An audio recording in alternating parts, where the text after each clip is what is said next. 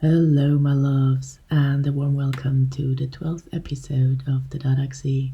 I'm happy that you're here with me today again.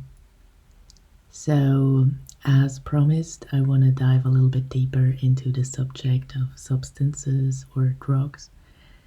But first, I wanted to cover some words or topics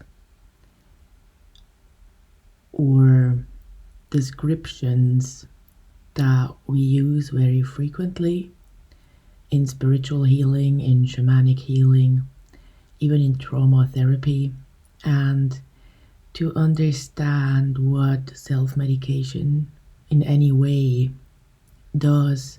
First of all, we have to understand what health means, or it doesn't necessarily mean that it's like that for everyone, but I'm describing you like my point of view. So first of all, I have to describe my point of view on the basics, right? So I talked about chi before. So the chi, which is also contained in my name, Dada Chi, is the energy. Yeah, and like every person, every being has a unique energetic signature.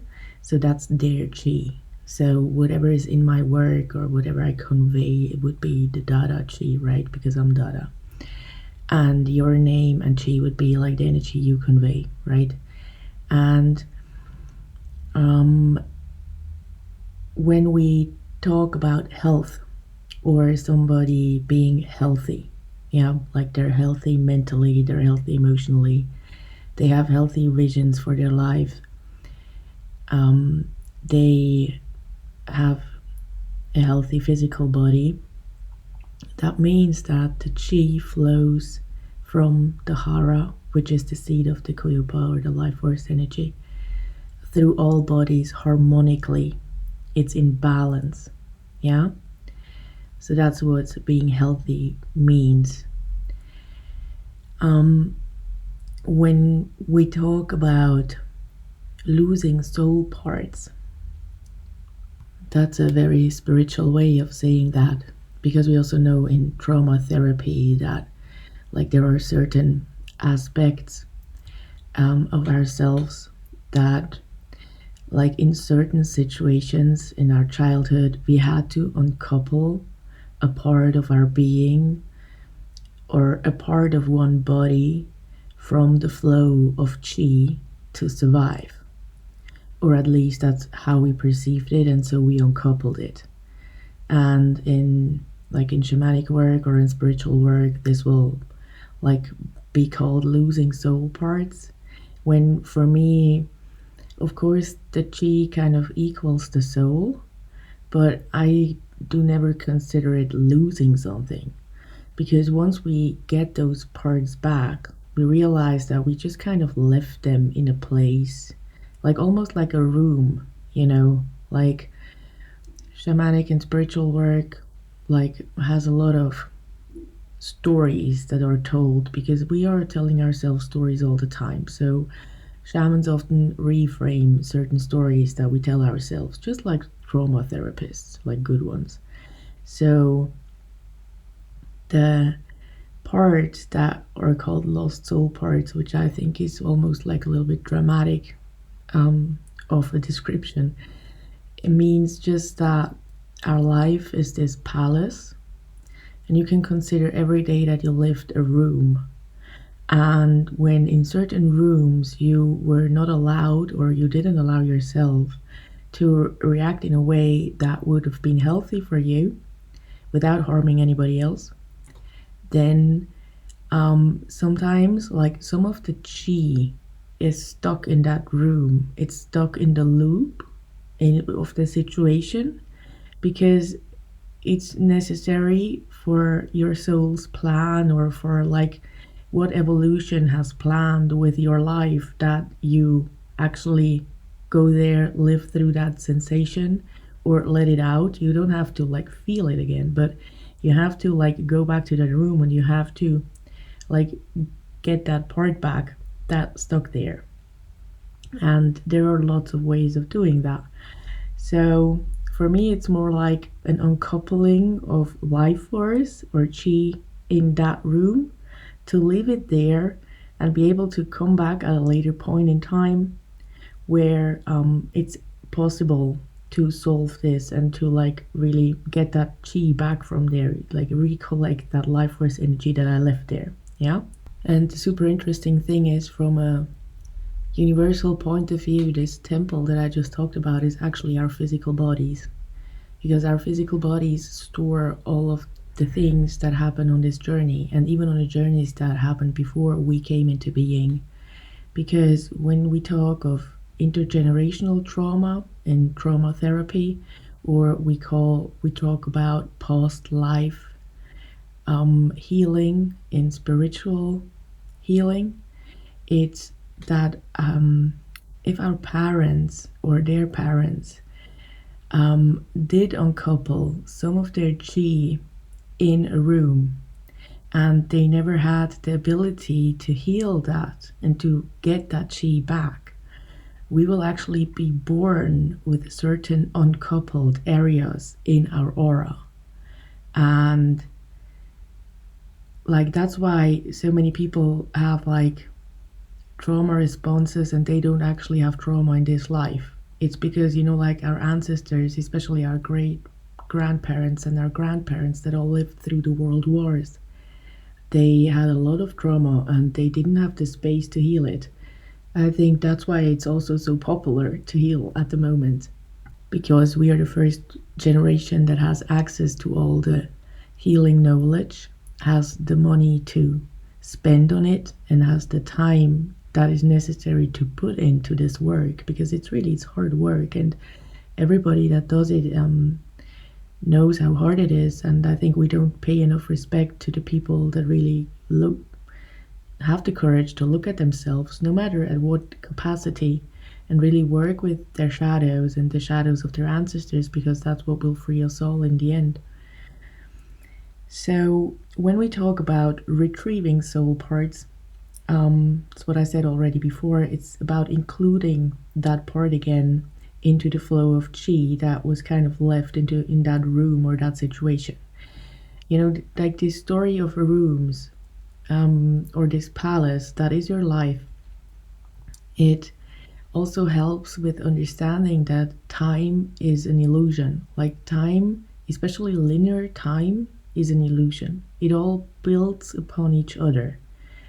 Every information that ever reached your system was a little part of the story that you now tell yourself, in a good way or in a bad way, or better said, in a beneficial way where you profit from the story that you tell yourself, or in a way that actually harms you because you tell a story to yourself that's not beneficial and not like making you feel good in any way about yourself.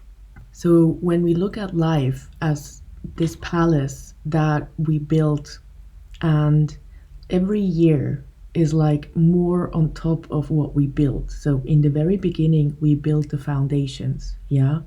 We learn to walk, to interact with the world, to speak, and all these things. And everything we learn on top is the fundament to the next step. So when we always run into the same problems in our lives, oftentimes it's because they're in the foundation, or in the, like, let's say I'm 36 so soon, so I don't know, in the 10th floor of my building, or my palace, or like in the 10th, or like maybe in the 36th room of my palace. We can like look at it like that. And if there are any issues in the 3rd floor or in the 7th floor, I will feel that instability in, or the, sorry, I always say floor, rooms, I mean.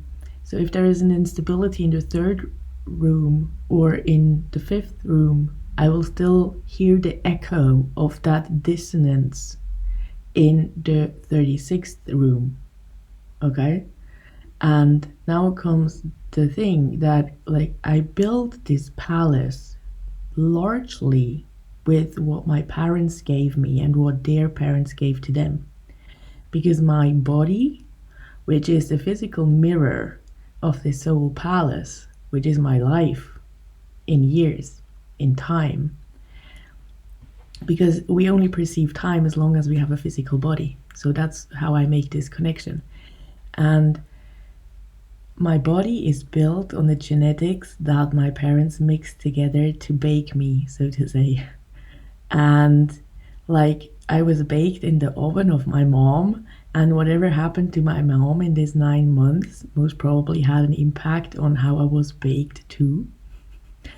And then I came out, and everything that happened after also had an influence on like how I am today. And so if there is dissonance in the material that I had to create my palace, as I said, like a lot of our ancestors didn't have the chance to heal properly in any way. So when there is like you build this palace and the material that you use to build it has dissonance in it.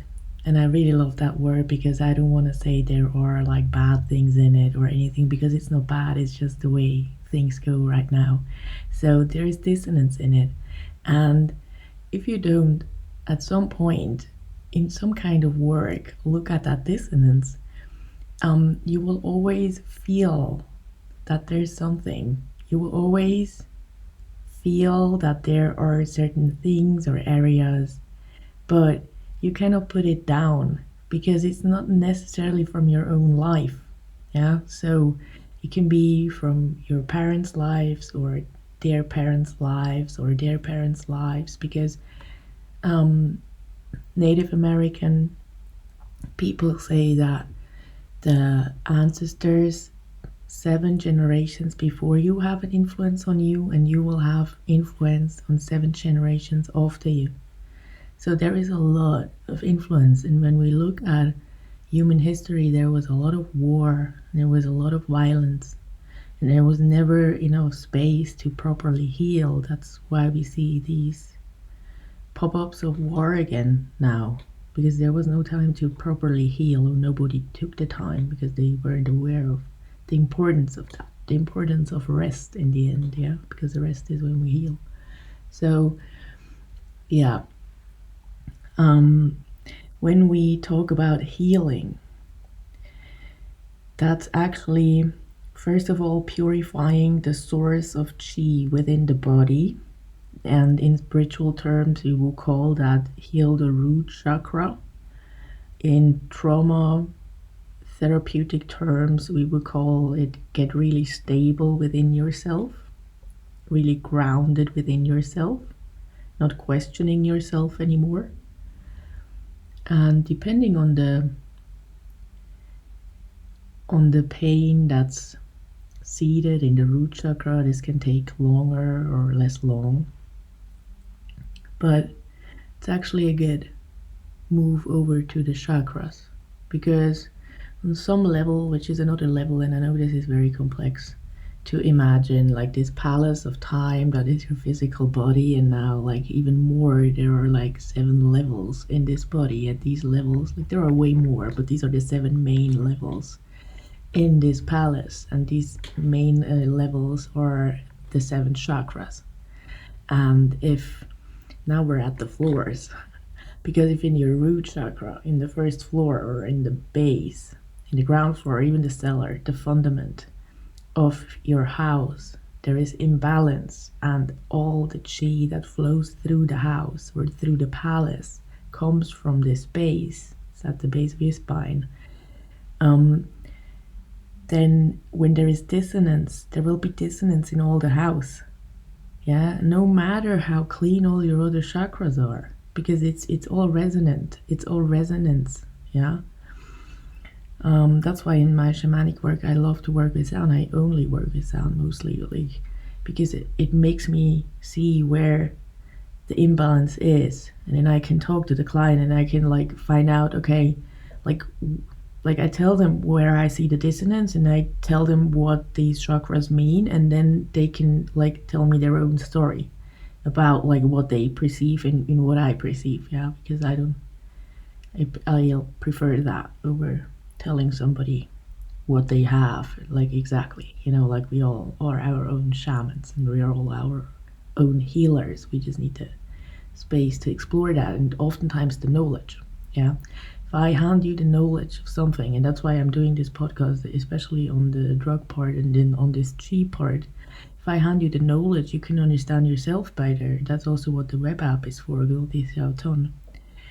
Because if you understand yourself better, you can heal yourself better. You can take care of yourself better, because like knowledge is such a big key to the universe and to ourselves and to healing, because like you know best what's up within you.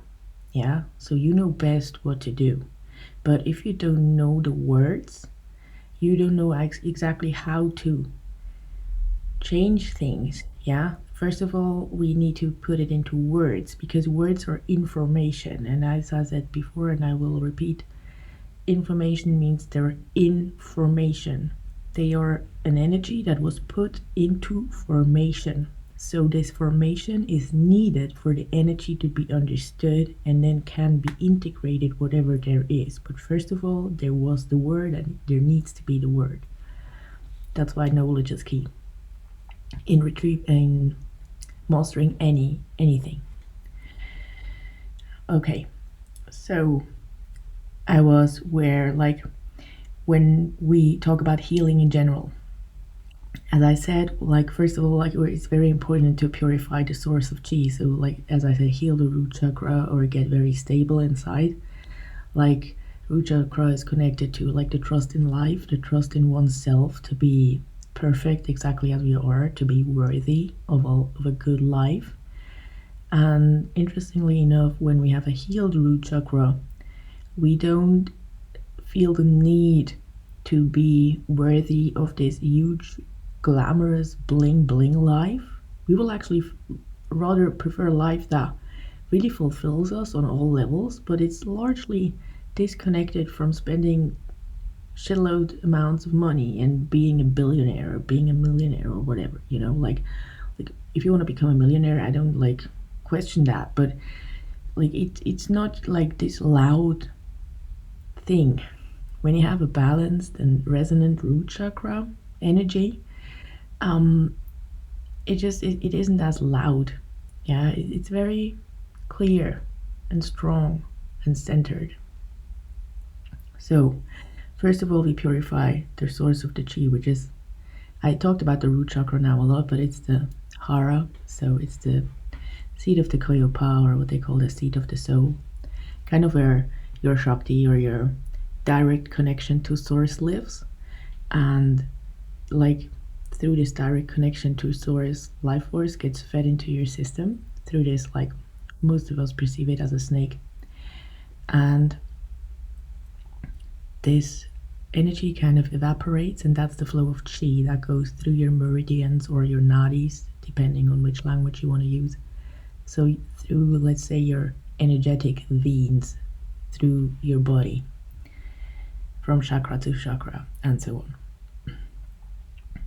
So when we heal, we kind of reintegrate the part of the body or the psyche that was left in a room many rooms ago back into the flow of chi, and that harmonizes the flow of chi, so it gets more resonant with each other.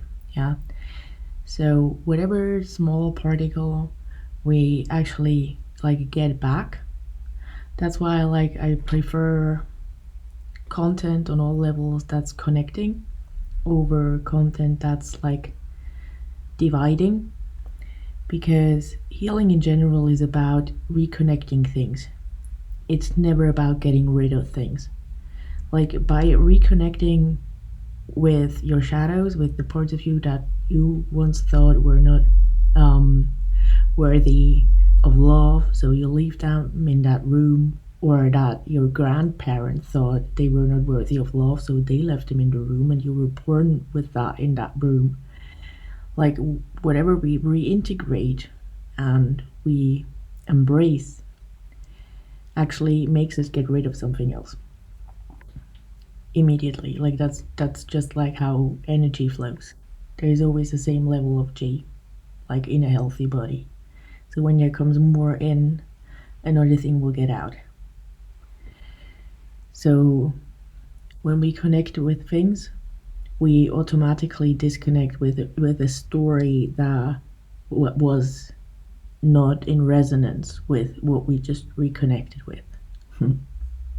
So I know this is a huge topic and I have a lot to talk about, and I don't want to make these episodes too long, so like you can still like really absorb the knowledge. So I just want to give like a very quick dive into two examples of substances. So first of all, perception altering substances of any kind in general change the flow of qi in the system. Whether we look at that as beneficial is the overall impact on all systems provided by the substance. So, like, I strongly think that there is a time and place for almost any drug or substance.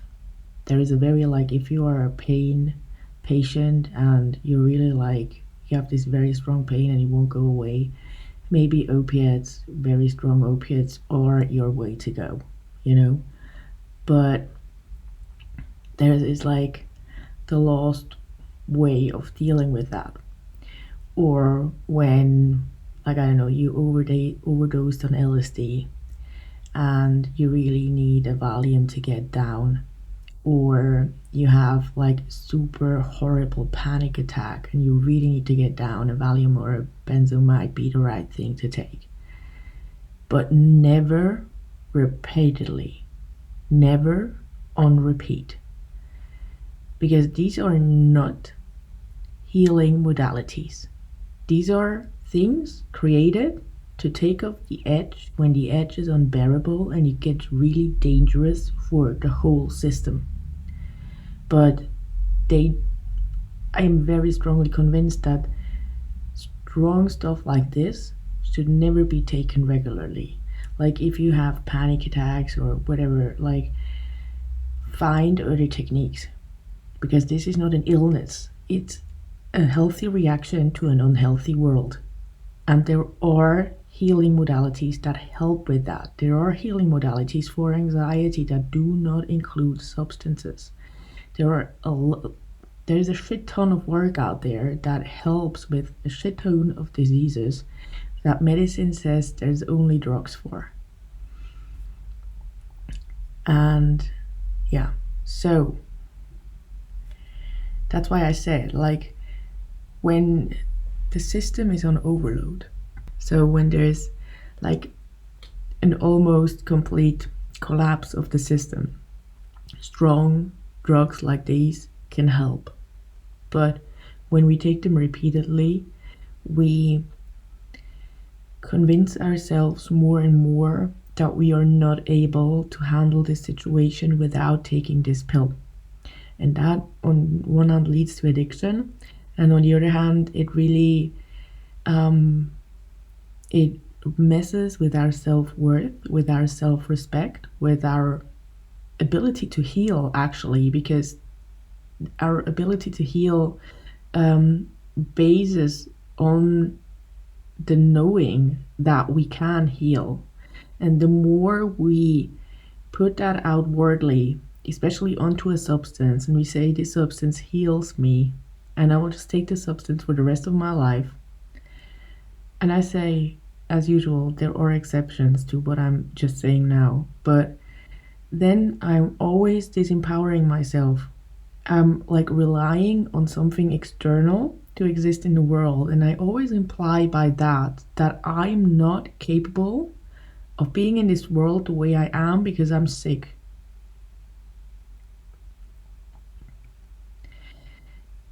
The thing is, the world is sick and we mirror the world. That's our job.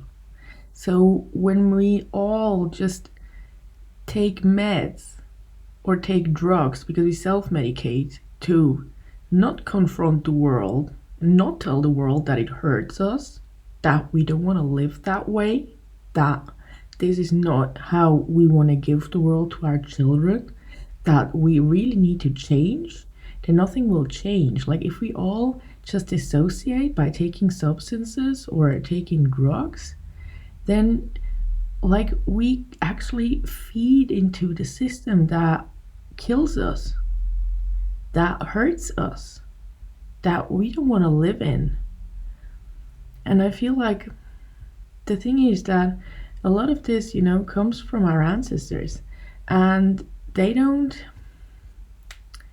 also didn't know how to deal with that, and they had to survive. So there was alcohol and there was other stuff. And like we often still mimic that behavior, although we have other tools today. And I'm not saying that in a judgy way. I'm more saying that when we repeatedly take something, like it can assist over a certain period of time, but there's other work we have to do if we don't want to get attached to the drug that helps us. Like I sometimes have very strong episodes of anxiety and self-critical thinking, and I like that's one thing I never took, is something that calms that down, because I know that chances that I would get addicted to it are very high, and there are certain prices I don't want to pay. And I know that in the end, it's my brain reacting to overstimulation. So instead of taking a pill and just tell my brain to be quiet, I can work actively to get less overstimulated, to create an environment that feels good to me, that feels healthy to me, where I can like calm down, where I can rest and get out of overstimulation. Yeah. And if I just rely on the pill, like I actually do, sometimes I will create worse things. It's like when we hurt, like we broke a toe and we just take painkillers and then we walk on the foot, most probably we will actually worsen the condition. And it's the same with mental medication. We often then feel like, oh, now I'm resilient again. Like if we don't do proper therapy with it, that's what I'm saying. We often feel like, oh yeah, I'm able to like expose myself to these kinds of experiences again, when we're actually not. And that actually kind of hinders the process of healing. So the two substances I want to give examples of is on one hand benzos, so benzodiazepines. Something I don't like them. Like I had to take one once and I never will take one again.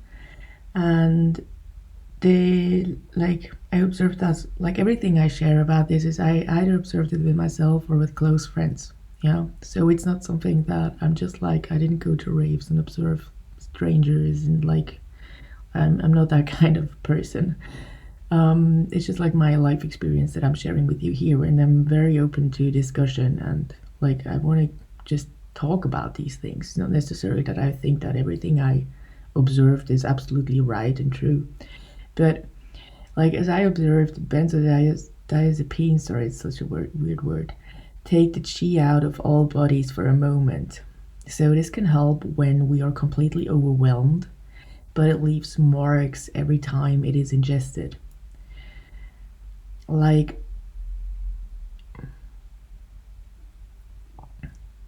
maybe I have to differ here that like often chi is described as life force, and there are like different layers to that. So one part of life force is a physical one, and the benzos don't take that out. But if you take too many, they will take that out too. Yeah, it's just a lost level. But before that, like, and maybe you have seen people on benzos and they felt like a little bit zombie, and that's because it takes the energy out of your astral body, your mental body, and your emotional body, and even your sensations of the physical body. So everything just feels off, and it literally is switched off because the chi doesn't flow through these areas anymore. I don't know if we can like put that on the brain and say they don't flow in the brain in these areas anymore, because I'm not a brain scientist. but I hope they do these tests because it would show a lot. So the issue with that is that the more we take something like a benzo that totally dissociates us, or our chi, which is our life energy, from the aura, the more easy it is afterwards for the chi to dissociate, because it kind of learns that by ingesting these substances. And the more it learns that, the harder it is to reassociate. Yeah, that's why I think it's so stupid to give benzos to people that have depression, because people that have depression actually already have a kind of dissociation to the miracle that is life. So when we then give them even more dissociative drugs, that actually like worsens the condition. And benzos are so addictive that, like, I know a lot of people that have issues with getting off of them again, and they were like prescribed these drugs by doctors, and now these doctors don't know how to get them off again. And I think that's a very dangerous place to be for medicine at the moment. So another example I want to give is THC. So I used to smoke a lot of THC. In the meanwhile, I smoke CBD, which has a very low amount of THC in it. And like, THC is very difficult to talk about because, like, in general, I want to talk about weed as a plant because it has so many active components when we smoke it or when we ingest it, that talking about THC alone wouldn't really describe the effect that it has when we ingest weed. Yeah, like, maybe, I think everyone now has heard of CBD, but like, one interesting thing about THC and CBD is that they are interconnected. That means that the more THC you like push a plant to have, the less CBD it will have, and vice versa. That's why actually we can produce weed that has so much CBD and so little THC inside, and vice versa. Now, the THC is the psychedelic component. In my language, that would mean it's the part that activates the astral body. The CBD is the soothing part. So it kind of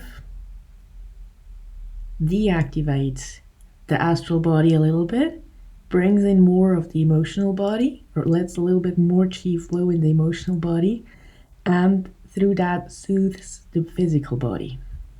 Okay, and now you already see that I only talked about two components and they already have like different effects. So when we talk about weed as a plant, I prefer that because otherwise, like, all these little components do not get like their props, so to say, because, like, talking about THC alone will not do justice to all the other components that are in the plant. So let's just talk about the plant in general.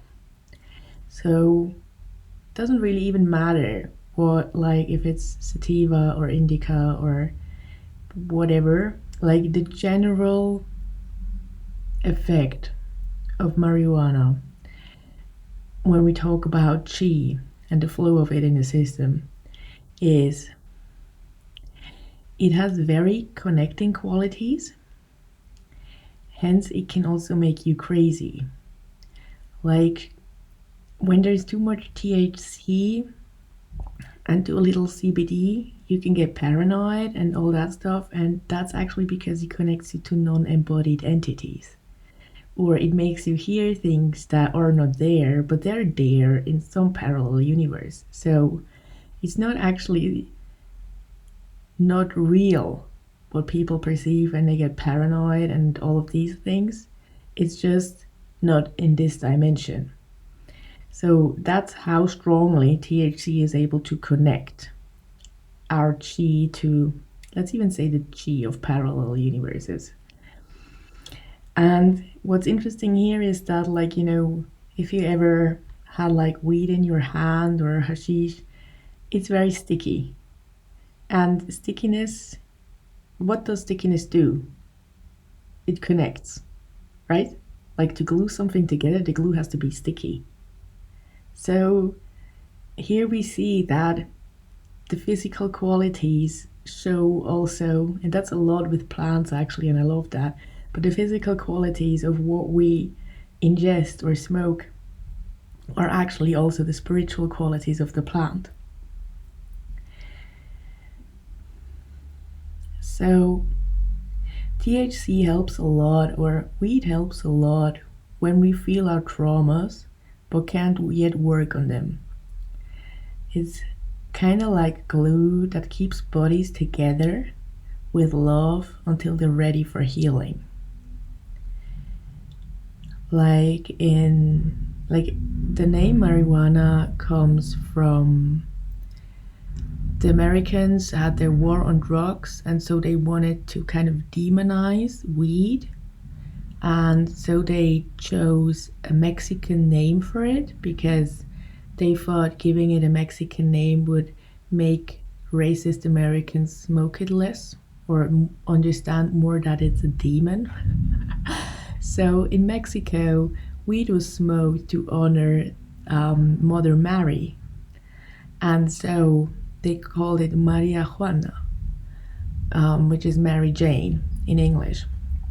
And so they overtook this name, and it kind of was like at some point just accepted as the word, but already there, because what is Mother Mary but the impersonification of love, of motherly understanding, of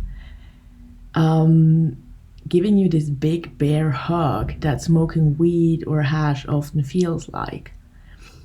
So here we are, like, and what it also does also on a spiritual level is it focuses the chi on the inside.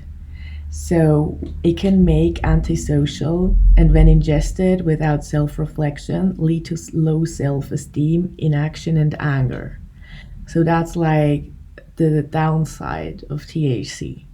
That because you feel all the love when you smoke it, you can actually become rather antisocial, or like stop talking about your feelings, because it can also like numb a lot of things, not necessarily by numbing them like opiates do or ketamine does, but by numbing them by focusing so much on the astral body and the physical experience of things that sometimes the emotions just get like closed out. That's like the risk with THC or weed in general.